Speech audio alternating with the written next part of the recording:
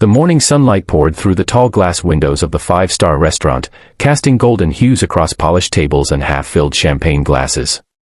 The air was thick with quiet tension, the kind that only existed when people of power and wealth sat across from one another, trying to seal deals worth more than most people would see in a lifetime. And there, right in the center, sat a billionaire named Charles Donovan, the man who owned half the skyline of New York, yet at that very moment, looked completely helpless. His face was pale, his hands fidgeted, and his eyes darted nervously between a small black notebook and the elderly Japanese businessman across from him. The translator who was supposed to mediate the meeting had cancelled just an hour before. Now, without anyone to bridge the gap, the multi-million-dollar partnership he'd been chasing for months was seconds away from falling apart.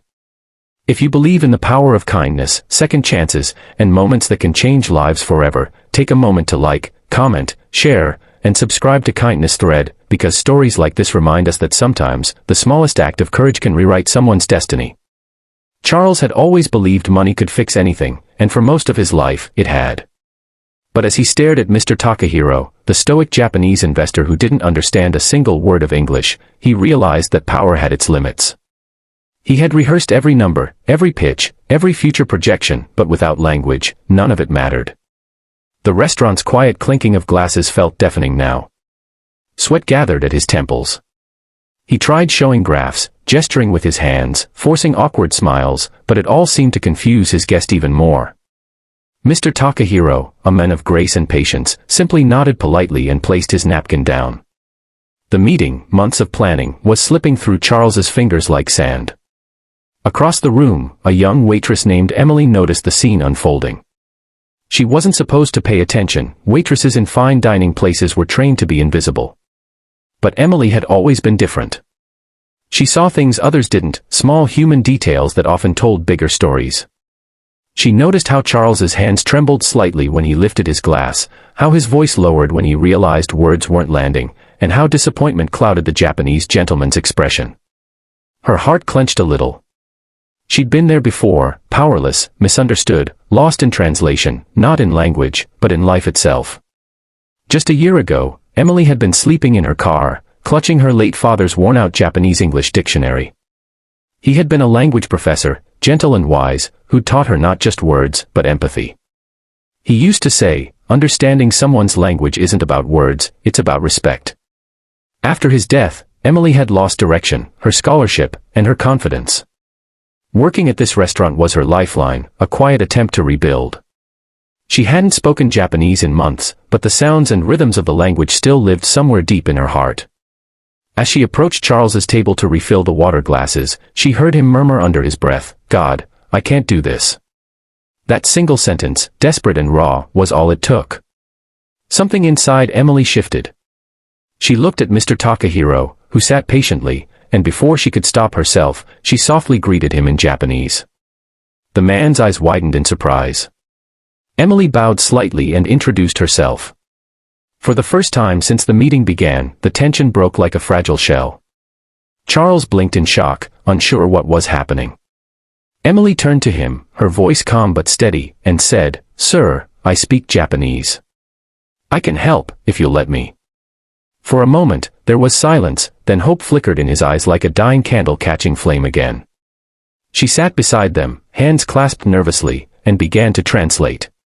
Her words flowed gently, humbly, but with precision. She didn't just translate language, she translated meaning, emotion, and intent. When Charles spoke of innovation, Emily spoke of legacy. When he mentioned profits, she conveyed vision. When he tried to explain market expansion, she framed it as cultural collaboration. Each sentence carried more than business, it carried humanity. Mr. Takahiro listened carefully, nodding with growing interest. His reserved demeanor began to soften, his eyes warming as if he saw in Emily something rare, sincerity. Hours passed like minutes. Plates were cleared, coffee replaced wine, and laughter replaced silence. Emily found herself fully immersed, her fears dissolving as the rhythm of language took over. The two men, once strangers separated by misunderstanding, now communicated through her heart and her father's teachings. Charles was no longer the panicked billionaire, he was a man rediscovering connection beyond money. And Mr. Takahiro, moved by the humility of the young waitress, began to open up about his own journey, of starting with nothing, of valuing people more than profit, of believing that trust was the truest currency. When the meeting finally ended, Mr. Takahiro stood, adjusted his suit, and smiled at Emily. He spoke in slow, deliberate English. "You remind me of my daughter. Your father must be proud." Emily's throat tightened, tears glimmering in her eyes.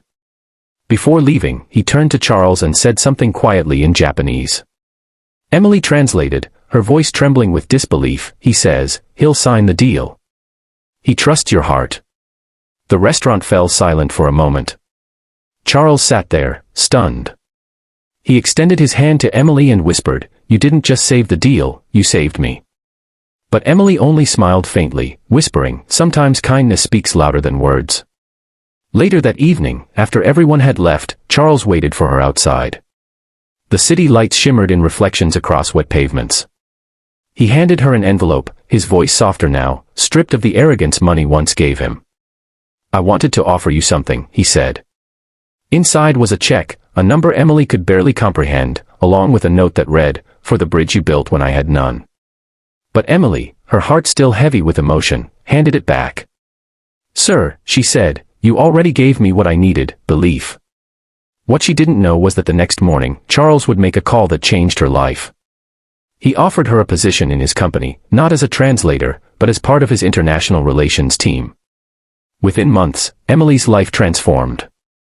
She moved out of her tiny shared apartment, began attending business conferences, and even helped launch cultural exchange programs that connected small startups across continents. Her story spread quietly at first, a waitress who turned a millionaire's panic into purpose. But for Emily, it was never about the money or fame. It was about honoring her father's memory, proving that understanding, empathy, and kindness could rewrite even the coldest boardroom deals. Every time she looked at her old Japanese dictionary, she remembered that morning when courage whispered louder than fear. Years later, when a journalist asked Mr. Takahiro why he trusted Charles's company, he smiled and said, "Because one waitress showed me the soul of their business." If this story touched your heart, if it reminded you that kindness and courage still matter in a world obsessed with power, please like, share, and subscribe to Kindness Thread. Your support helps us keep telling stories that remind people of hope and humanity. Before we end, we have one special request. Comment below. What's one act of kindness you'll never forget? Because sometimes, a simple word, a helping hand, or a brave decision, just like Emily's, can turn an ordinary moment into $1 million miracle. Ordinary uniforms. The world often measures worth by titles, wealth, or appearance, but true character reveals itself through perseverance, humility, and the courage to keep doing the right thing when no one is watching.